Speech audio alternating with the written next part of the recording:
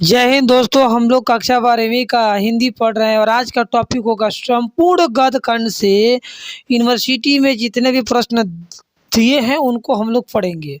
अगर आप लोग इसको संपूर्ण पद खंड को पढ़ लेते हैं तो आपको 10 से 15 ऑब्जेक्टिव आपको बिहार बोर्ड के एग्जाम में देखने को मिल जाएगा।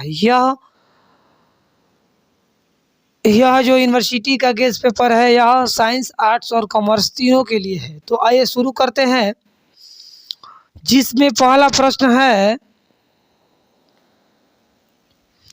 कि भट्ट निबंध माला के लेखक कौन है। तो भट्ट निबंध माला के लेखक हैं आपके बालकृष्ण भट्ट। अगला प्रश्न है कि बातचीत के माध्यम से बालकृष्ण भट्ट क्या बतलाना चाहते हैं। तो बातचीत के माध्यम से बालकृष्ण भट्ट बातचीत की शैली को बतलाना चाहते हैं। तो इसका सही उत्तर होगा ऑप्शन नंबर ए, बातचीत की शैली। अगला प्रश्न है बातचीत साहित्य की कौन सी विद्या है। बातचीत साहित्य की कौन सी विद्या है। तो इसका सही उत्तर होगा ऑप्शन नंबर सी, निबंध।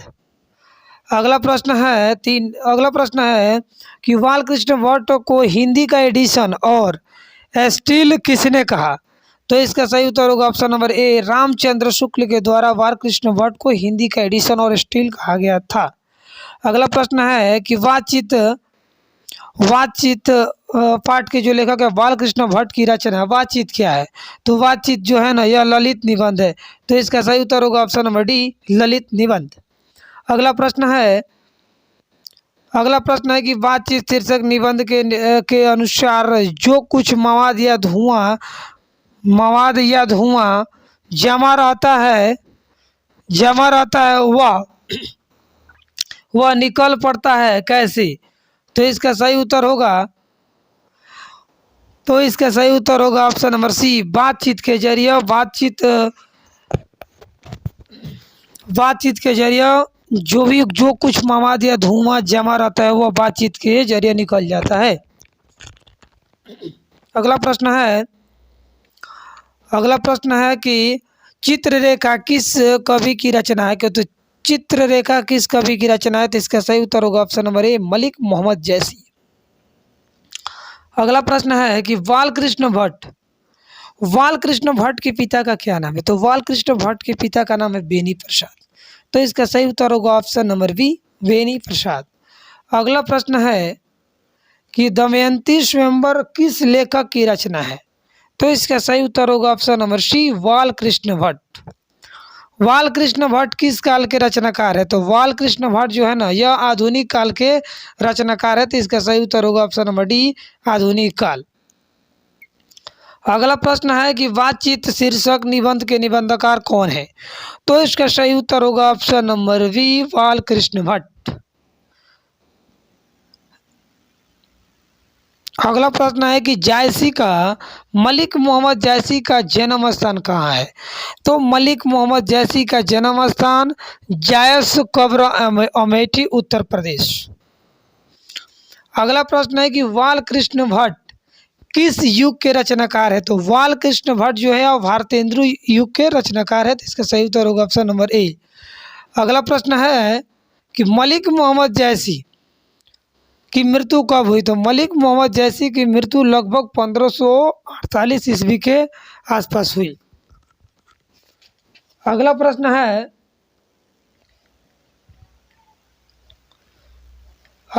है अगला चैप्टर का नाम है कि उसने कहा था। तो उसने कहा था पाठ के लेखक हैं चंद्र शर्मा गुलेरी। यह एक कहानी है। तो आइए इसको अच्छे तरह से पढ़ते हैं।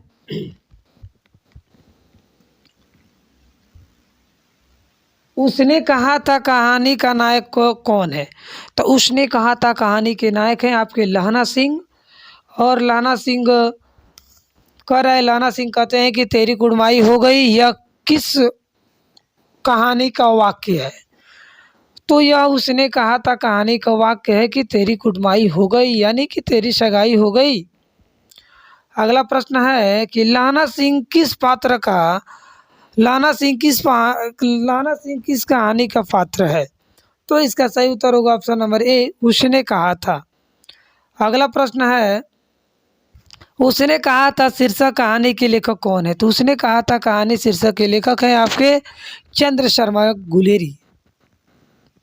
अगला प्रश्न है कि उसने कहा था सरस्वती पत्रिका में, उसने कहा था सरस्वती पत्रिका में कब प्रकाशित हुआ? तो इसका सही उत्तर होगा ऑप्शन नंबर बी, 1915।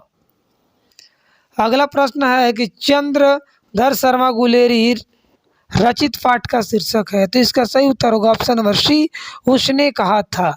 अगला प्रश्न है कि उसने कहा था किस प्रकार की कहानी है? तो यह उसने कहा था किस प्रकार की कहानी है? तो इसका सही उत्तर होगा ऑप्शन नंबर सी, भाव प्रधान कहानी है।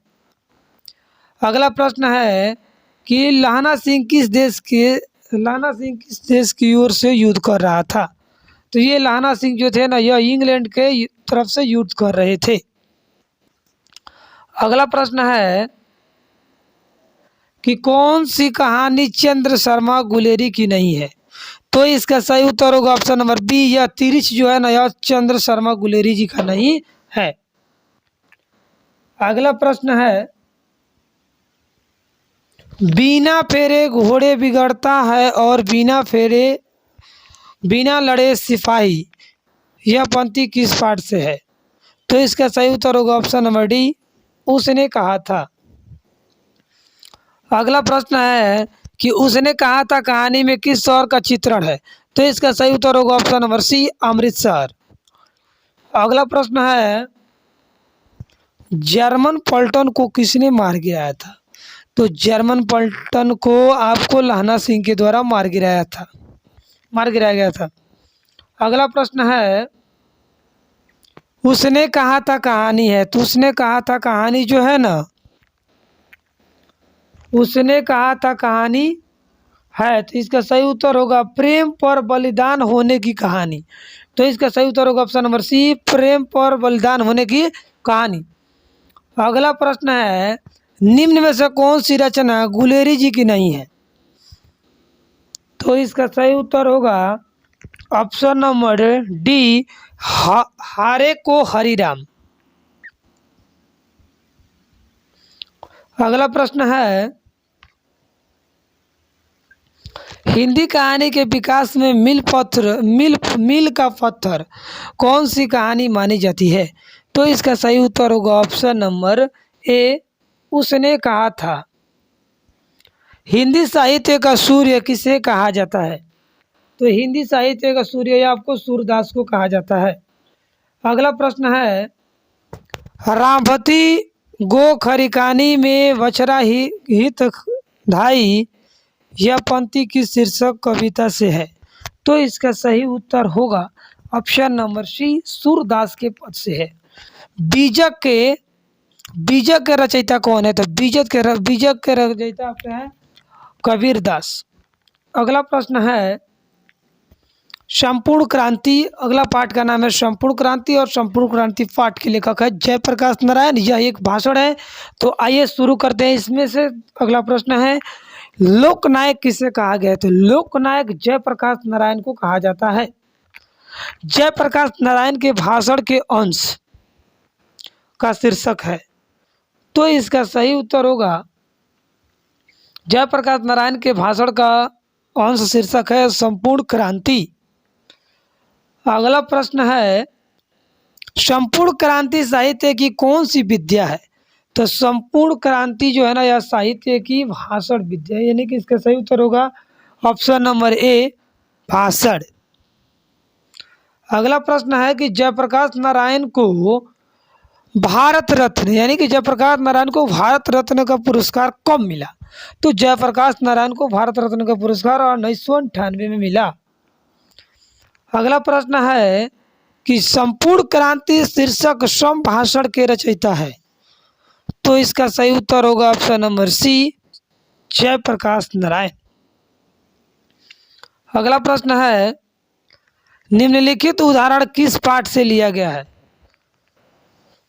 अपना देश पिछड़ा हुआ है, बावजूद इसके कि हमने लोकतंत्र की स्थापना की है। तो तो इसका सही उत्तर होगा ऑप्शन नंबर ए। यह बात संपूर्ण क्रांति पाठ में बताया गया है। अगला प्रश्न है कि जयप्रकाश नारायण को किसका दलाल कहा जाता है? तो जयप्रकाश नारायण को अमेरिका का दलाल कहा जाता है। तो इसका सही उत्तर होगा option number A, America. Jayaprakash Narayan ने छात्र आंदोलन का नेतृत्व कब किया? तो जयप्रकाश नारायण ने छात्र आंदोलन का नेतृत्व बिहार के पटना में 1974 गांधी मैदान से किया। तो इसका सही उत्तर होगा ऑप्शन नंबर ए, 1974। अगला प्रश्न है कि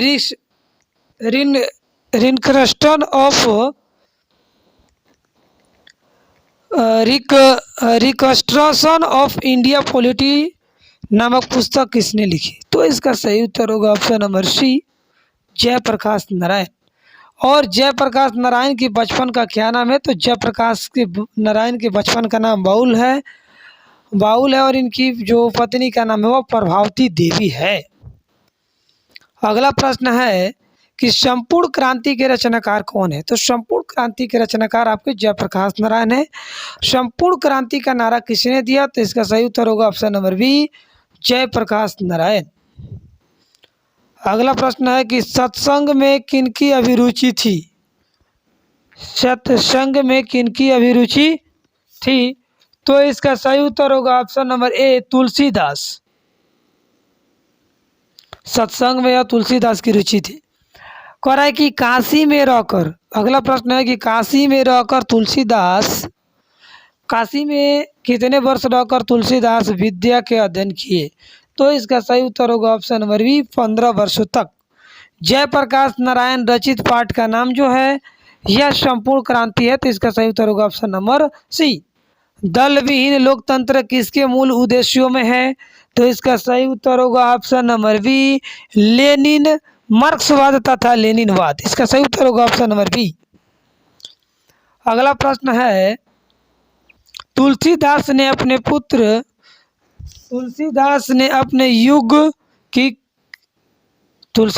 अपने युग की किन दो साहित्यिक भाषाओं को अपनाया है? तो इसका सही उत्तर होगा ऑप्शन नंबर सी, अवधी और ब्रज।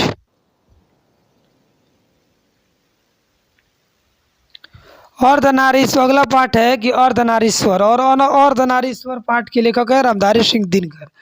तो आइए अर्धनारीश्वर पाठ के बारे में हम लोग जानते हैं। अर्धनारीश्वर शीर्षक निबंध के लेखक कौन है? तो इसका सही उत्तर होगा option number D, Ramdhari Singh Dinkar. Ardhanarishwar कब प्रकाशित हुआ? तो यह 1952 में अर्धनारीश्वर प्रकाशित हुआ। अगला प्रश्न है कि अर्धनारीश्वर किसका कल्पित रूप है? तो इसका सही उत्तर होगा यह शिव और पार्वती का कल्पित रूप है। अगला प्रश्न है कि पुरुष रूप तो वृक्ष बन गया पर नारी को उसने लता बना दिया। जिस पुरुष में नारीत्व का गुण नहीं होता है, यह पंक्ति कहाँ से है? तो इसका सही उत्तर होगा ऑप्शन नंबर बी, अर्धनारीश्वर। युद्ध और शांति की समस्या पर लिखी गई काव्य कृति है। तो इसका सही उत्तर होगा ऑप्शन नंबर ए, कुरुक्षेत्र। अगला प्रश्न है कि अर्धनारीश्वर किस विद्या से संबंध है? तो इसका सही उत्तर होगा ऑप्शन नंबर बी, अर्धनारीश्वर किस विद्या से संबंध है? तो इसका सही उत्तर होगा ऑप्शन नंबर ए, निबंध। अगला प्रश्न है कि दिनकर जी को निम्न में से कौन सा पुरस्कार दिया गया था? तो इसका सही उत्तर होगा option number B, Padma Bhushan. Ardhanarishvara का कल्पित रूप जो है ना, यह शंकर और पार्वती का है। तो इसका सही उत्तर होगा ऑप्शन नंबर बी। अगला प्रश्न है कि अर्धनारीश्वर किस विद्या में है? तो इसका सही उत्तर होगा ऑप्शन नंबर डी, निबंध। अगला प्रश्न है कि दिनकर को किस रचना के लिए साहित्य अकादमी पुरस्कार मिला है? तो यह संस्कृति के 4 अध्याय के लिए दिनकर जी को साहित्य अकादमी पुरस्कार मिला है। रामधारी सिंह दिनकर की कौन सी रचना है? तो रामधारी सिंह दिनकर की रचना जो है ना, यह रश्मि रथी है। नाभादास की राम भक्ति मर्यादा के स्थान पर है, तो इसका सही उत्तर होगा माधुर्य भाव का पुट था। तो इसका सही उत्तर होगा ऑप्शन नंबर सी। अगला प्रश्न है कि नाभादास जी किस धारा के संत थे? तो इसका सही उत्तर होगा ऑप्शन नंबर सी, वैष्णव दर्शन के थे, वैष्णव दर्शन।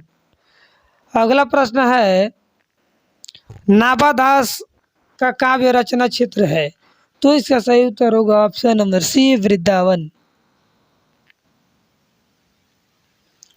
किस रचनाकार की पंक्ति है कि नारी स्वपन है, नारी सुगंध है, नारी पुरुष की बाह पर झूलती हुई जूही की माला है? तो इसका सही उत्तर होगा option number D, Ramdhari Singh Dinkar. अगला प्रश्न है कि ज्ञानपीठ पुरस्कार से सम्मानित रचना है, तो यह ज्ञानपीठ पुरस्कार से सम्मानित रचना का नाम है उर्वशी। तो इसका सही उत्तर होगा ऑप्शन नंबर ए, उर्वशी। नारी और नर एक ही द्रव्य की ढली दो प्रतिमाएं हैं, यह पंक्ति किस पाठ से उद्धृत है? तो इसका सही उत्तर होगा ऑप्शन नंबर सी, अर्धनारीश्वर। अगला पाठ है रोज। रोज पाठ के लेखक हैं सच्चिदानंद हीरानंद वर्षाय अगे। तो आइए रोज से हम लोग पढ़ते हैं कुछ अति महत्वपूर्ण प्रश्नों को। रोज कहानी की नायिका कौन है? तो रोज कहानी की नायिका जो है ना, यह मालती है। इसका सही उत्तर होगा ऑप्शन नंबर ए, मालती। ग्रेगिन शीर्षक कहानी किस वर्ष लिखी गई? तो इसका सही उत्तर होगा ऑप्शन नंबर सी, 1934 में ग्रेगिन शीर्षक कहानी लिखी गई। मालती किस कहानी की पात्र है? तो इसका सही उत्तर होगा ऑप्शन नंबर ए, रोज। मालती के पति का क्या नाम है? तो मालती के पति का नाम है महेश्वर। शेखर एक जीवनी किस विद्या की रचना है? तो इसका सही उत्तर होगा ऑप्शन नंबर डी, उपन्यास। रोज शीर्षक कहानी के लेखक कौन है? तो रोज शीर्षक कहानी के लेखक हैं आपके, रोज कहानी शीर्षक के लेखक है सच्चिदानंद हीरानंद वर्षायन अगे। तो इसका सही उत्तर होगा ऑप्शन नंबर डी। अगला प्रश्न है कि ग्रेगिन क्या है? तो ग्रेगिन जो है ना, यह एक बीमारी है। अगला प्रश्न है कि तार सप्तक के संपादक कौन है? तो तार सप्तक के संपादक अगे जी है। तो इसका सही उत्तर होगा ऑप्शन नंबर डी। अगे के पिता का क्या नाम है? तो अगे के पिता का नाम जो है ना, यह हीरानंद शास्त्री है। रोज कैसी कहानी है? तो रोज जो है ना, यह मनोवैज्ञानिक कहानी है। तो इसका सही उत्तर होगा ऑप्शन नंबर ए, मनोवैज्ञानिक। रोज शीर्षक कहानी में किसने पूछा तुम पढ़ती लिखती हो नहीं? रोज कहानी शीर्षक में किसने पूछा कि तुम पढ़ती लिखती नहीं हो? तो इसका सही उत्तर होगा ऑप्शन नंबर ए, लेखक। अगला प्रश्न है कि छत्रसाल दशक के कितने छंदों में महाराजा छत्रसाल की वीरता का यशोगान है? तो इसका सही उत्तर होगा ऑप्शन नंबर डी, 10 छंदों में। भूषण की कविता में कौन सा रस पाया जाता है? तो भूषण के कविता में आपके वीर रस पाया जाता है। अगला प्रश्न है कि किस कहानी में गैगरिन का उल्लेख है? तो रोज कहानी में गैगरिन का उल्लेख है। अगला चैप्टर का नाम है एक पत्र और एक लेख, जो भगत सिंह के द्वारा लिखा गया है। तो आइए इससे कुछ अति महत्वपूर्ण प्रश्नों को देखते हैं। शेर सिंह का शस्त्र समर्पण नामक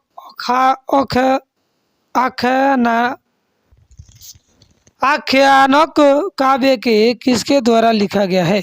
तो इसका सही उत्तर होगा ऑप्शन नंबर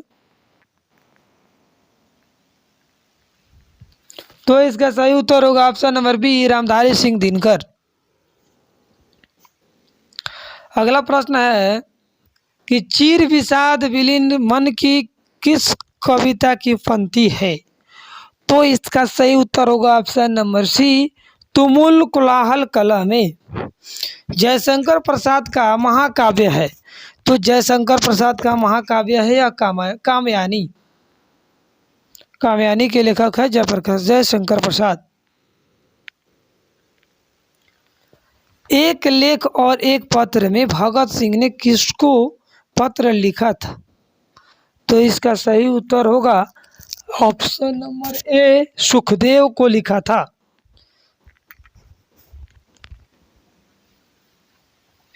अगला प्रश्न है कि एक लेख और एक पत्र शीर्षक पाठ के लेखक कौन है?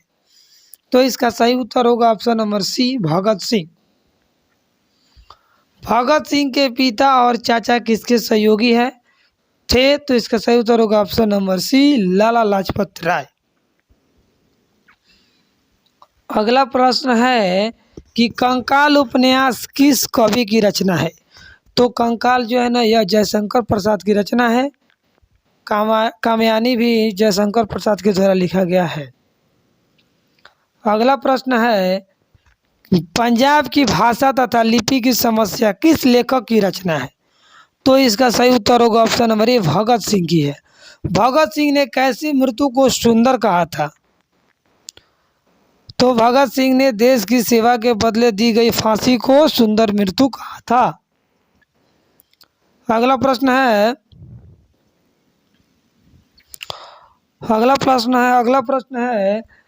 अगला चैप्टर है कि ओ सादा नीरा पाठ के लेखक है जगदीश चंद्र माथुर। तो जगदीश चंद्र माथुर का जन्म 16 जुलाई 1917 को हुआ था। तो इसका सही उत्तर होगा ऑप्शन नंबर ए, 16 जुलाई 1917। अगला प्रश्न है कि बहुजन संप्रेषण के माध्यम से पुस्तक किसने लिखी थी? तो इसका सही उत्तर होगा ऑप्शन नंबर बी, जगदीश चंद्र माथुर। अगला प्रश्न है कि ओ सादा नीरा साहित्य की कौन सी विद्या है? तो ओ सादा नीरा जो है ना यह साहित्य की यात्रा स्मरण है। यात्रा स्मरण, तो इसका सही उत्तर होगा ऑप्शन नंबर बी। बिहार का कौन सा विशाल स्तूप प्राचीन स्थापत्य की अभूतपूर्व कृति है? तो इसका सही उत्तर होगा ऑप्शन नंबर ए, नंदनगढ़। वसुंधरा भोगी मानव और धर्मार्थ मानव एक ही सिक्के के दो पहलू है, यह पंक्ति लिखी गई है। तो इसका सही उत्तर होगा ऑप्शन नंबर डी, जगदीश चंद्र माथुर के द्वारा लिखी गई है। गांधी जी की झोपड़ी को किसने जला दिया था? तो यमन साहब के कर्मचारी ने गांधी जी की झोपड़ी को जला दिया। मैं असहाय विवश बैठी ही रही उठ गया छौना मेरा, यह पंक्ति किस शीर्षक की है? तो इसका सही उत्तर होगा ऑप्शन नंबर सी, पुत्र वियोग। अगला प्रश्न है कि वैशाली महोत्सव का बीजारोपण किसने किया? तो इसका सही उत्तर होगा ऑप्शन नंबर बी, जगदीश चंद्र माथुर। ओ सादा नीरा में बिहार के किस भूभाग की संस्कृति का वर्णन है? तो ओ सादा नीरा पाठ में बिहार के चंपारण के बारे में बताया गया है। ओ सादा नीरा शीर्षक निबंध के लेखक कौन है? तो इसका सही उत्तर होगा ऑप्शन नंबर सी, जगदीश चंद्र माथुर। अगला प्रश्न है कि ओ सादा नीरा किसको निमित्त बनाकर लिखा गया? तो इसका सही उत्तर होगा ऑप्शन नंबर बी, गंडक को। अगला प्रश्न है कि ओ सादा नीरा शीर्षक पाठ किस विद्या के अंतर्गत आता है? तो इसका सही उत्तर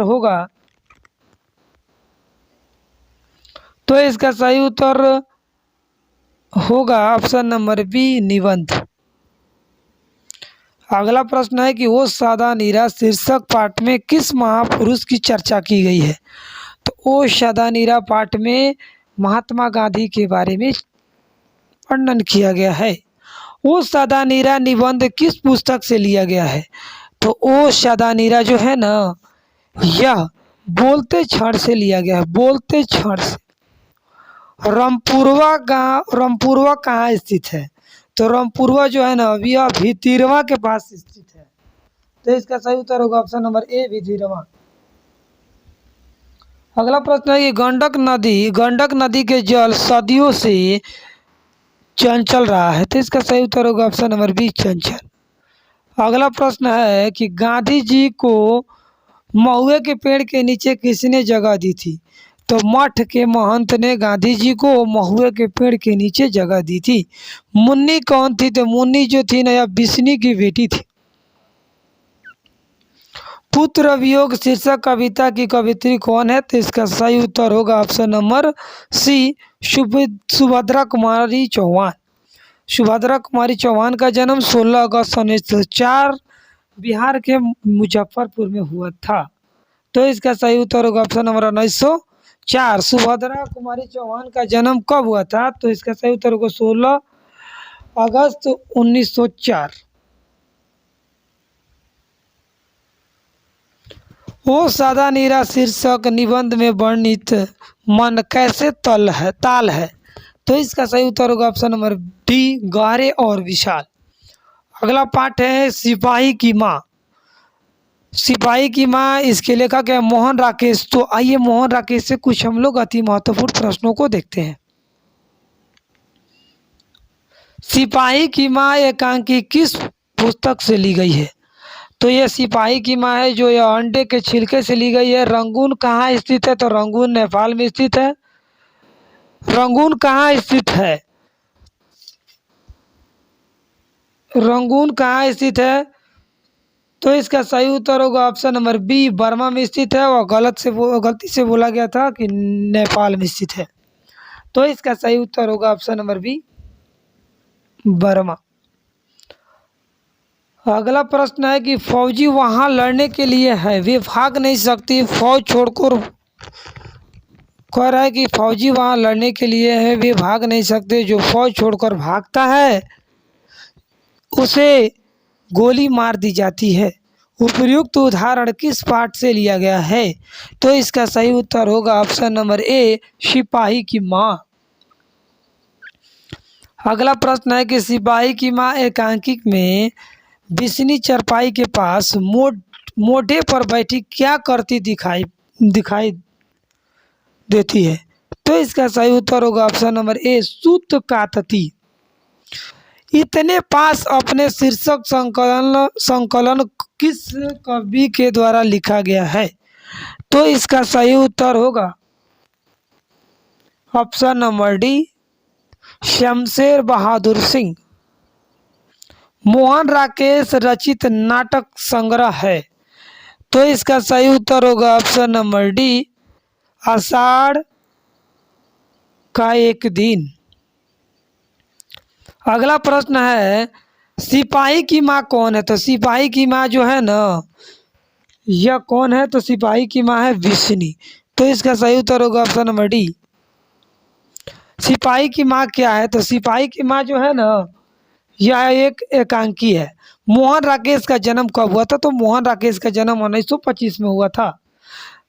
अगला प्रश्न है सिपाही की माँ शीर्षक एकांकी के लेखक कौन है? तो इसका सही उत्तर होगा option number D, Mohan Rakesh. सिपाही की माँ एकांकी की कथा वस्तु है, तो यह है निम्न मध्यम वर्ग की कथा वस्तु है। अगला प्रश्न है कि सिपाही की माँ के रचयिता कौन है? तो सिपाही की माँ की रचयिता है आपके मोहन राकेश। मोहन राकेश के बचपन का क्या नाम था? तो इसका सही उत्तर होगा ऑप्शन नंबर ए, मदन मोहन गुगलानी।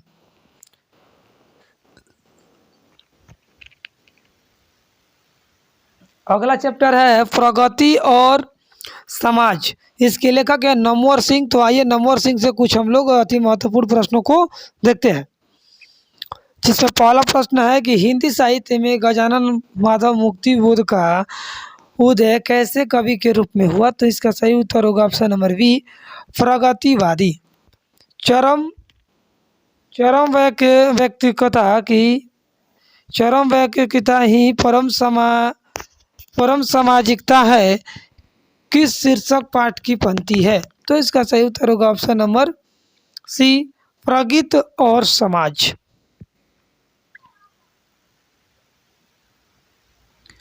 प्रगति और समाज निबंध किस निबंध संग्रह से लिया गया है? तो इसका सही उत्तर होगा वाद विवाद संवाद से लिया गया है। नामवर सिंह का जन्म कहाँ हुआ था? तो इसका सही उत्तर होगा ऑप्शन नंबर ए, जीयनपुर। प्रगति और समाज क्या है? तो इसका सही उत्तर होगा ऑप्शन नंबर डी, आलोचनात्मक निबंध। कविता के नए प्रतिमान के रचनाकार कौन है? तो इसका सही उत्तर होगा ऑप्शन नंबर ए, नमवर सिंह। प्रगीत और समाज शीर्षक निबंध के लेखक कौन है? तो इसका सही उत्तर होगा option number B, Namvar Singh. Namvar Singh द्वारा लिखित प्रगीत और समाज क्या है? तो इसका सही उत्तर होगा ऑप्शन नंबर बी, निबंध। नमवर सिंह को साहित्य अकादमी पुरस्कार किस पुस्तक पर मिला है? तो इसका सही उत्तर होगा कविता के नए प्रतिमान।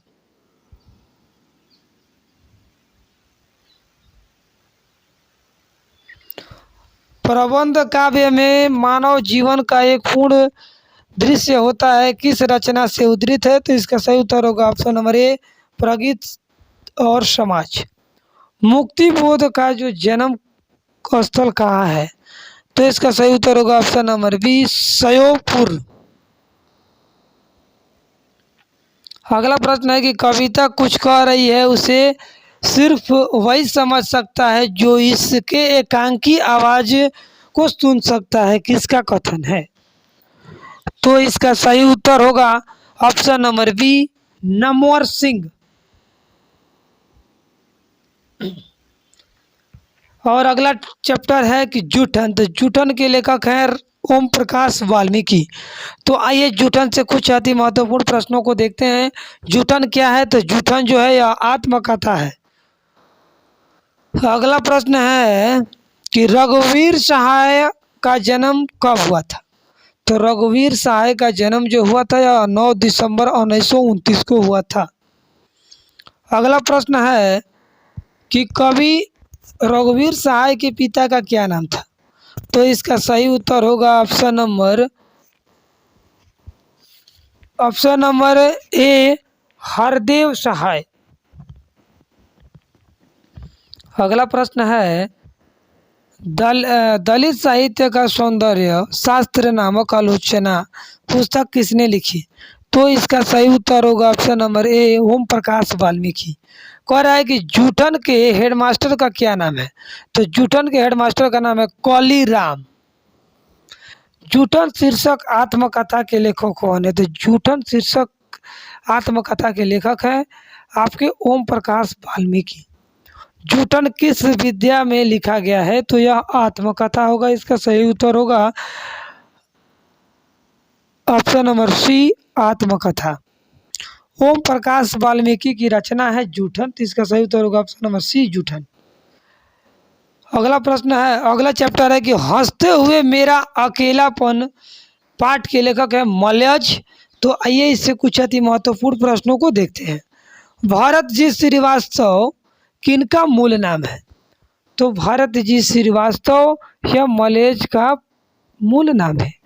मलयज की रचना नहीं है, न आने वाला कल है, व कलम खुद सही है। इसका है सदियों का संताप, ये भी है। तो इसका सही उत्तर होगा ऑप्शन नंबर डी, इनमें से कोई नहीं। अगला प्रश्न है कि यथार्थ के इस लेन देन का नाम ही संसार है, यह पंक्ति किसके द्वारा है? तो इसका सही उत्तर होगा ऑप्शन नंबर बी, मलयज। हंसते हुए मेरा अकेलापन के लेखक कौन है? तो इसका सही उत्तर होगा ऑप्शन नंबर सी, मलयज। हंसते हुए मेरा अकेलापन कब प्रकाशित हुआ? तो 1982 में प्रकाशित हुआ। हंसते हुए मेरा अकेलापन किस विद्या की रचना है? तो इसका सही उत्तर होगा ऑप्शन नंबर बी, डायरी। अगला पाठ है तिरछ। तो तिरछ पाठ के लेखक हैं उदय प्रकाश। तो आइए उदय प्रकाश से हम लोग कुछ अति महत्वपूर्ण प्रश्नों को देखते हैं। अरेवा परेवा उदय प्रकाश की कैसी कृति है? तो यह कहानी संग्रह। इसका सही उत्तर होगा ऑप्शन नंबर ए, कहानी संग्रह। तिरछ शीर्षक कहानी के लेखक कौन है? तो तिरछ शीर्षक कहानी के लेखक हैं आपके तिरछ शीर्षक कहानी के लेखक है जय प्रकाश। उदय प्रकाश, इसका सही उत्तर होगा option number D, Uday Prakash. कह रहा है कि किसकी विजय हुई सेना की नागरिकों की पंक्ति किस पाठ से ली गई है? तो इसका सही उत्तर होगा ऑप्शन नंबर ए, हार जीत। अशोक वाजपेयी का मूल स्थान कहाँ है? तो अशोक वाजपेयी का मूल स्थान है आपका सागर मध्य प्रदेश। कह रहा है कि इनमें से उदय प्रकाश की कौन सी रचना नहीं है? तो इसका सही उत्तर होगा ऑप्शन नंबर डी, जख्म पर धूल।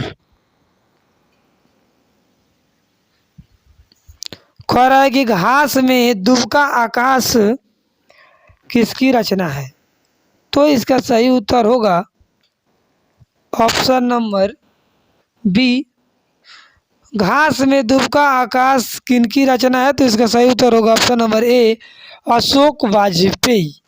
उदय प्रकाश का जन्म कब हुआ था? तो उदय प्रकाश का जन्म 1900 उदय प्रकाश का जन्म कब हुआ था? तो उदय प्रकाश का जन्म 1952 में हुआ था। अगला प्रश्न है कि तिरिच किस प्रकार की रचना है? तिरिच किस प्रकार की रचना है? तो यह आधुनिक त्रासदी है। अगला चैप्टर है जो यह गद्य खंड का सबसे अंतिम चैप्टर है, शिक्षा। शिक्षा के लेखक हैं जे कृष्णमूर्ति। जे कृष्णमूर्ति किस रूप में देखे जाते हैं? तो महामनीषी के रूप में देखे जाते हैं। तो इसका सही उत्तर होगा ऑप्शन नंबर ए। शिक्षा शीर्षक व्याख्यान के रचयिता कौन है? तो इसका सही उत्तर होगा जे कृष्णमूर्ति। गद्य का विकास किस काल में हुआ है? तो इसका सही उत्तर होगा ऑप्शन नंबर डी, आधुनिक काल। अगला प्रश्न है कि शिक्षा शीर्षक निबंध के निबंधकार कौन है? तो इसका सही उत्तर होगा ऑप्शन नंबर डी, जे कृष्णमूर्ति। अगला प्रश्न है कि ज्ञानेंद्र पति बिहार लोक सेवा आयोग द्वारा चयनित होकर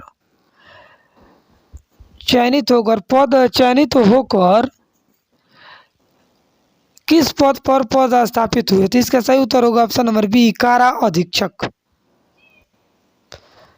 लीड वेटर की नज़र में जे कृष्णमूर्ति क्या थे? तो लीड वेटर की नज़र में जे कृष्णमूर्ति जो थे ना, यह विश्व शिक्षक थे। अगला प्रश्न है कि जहाँ भय है वहाँ मेघा नहीं हो सकती, किस पठित पाठ की उक्ति है? तो इसका सही उत्तर होगा ऑप्शन नंबर डी, शिक्षा। अगला प्रश्न है कि जे कृष्णमूर्ति का पूरा नाम क्या है? तो इसका सही उत्तर होगा option number B, Jiddu Krishnamurthy.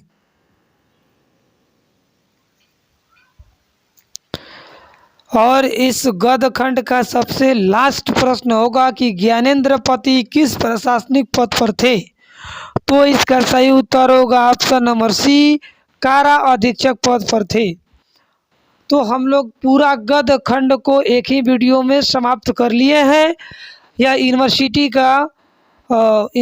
के द्वारा जितना भी ऑब्जेक्टिव प्रश्न गद्य खंड से बनाया गया है, हम लोग इस टोटल ऑब्जेक्टिव को इस वीडियो में कवर कर लिए हैं। अगर वीडियो अच्छा लगा होगा तो लाइक शेयर सब्सक्राइब जरूर करें। मिलते हैं अगले वीडियो में। जय हिंद, जय भारत।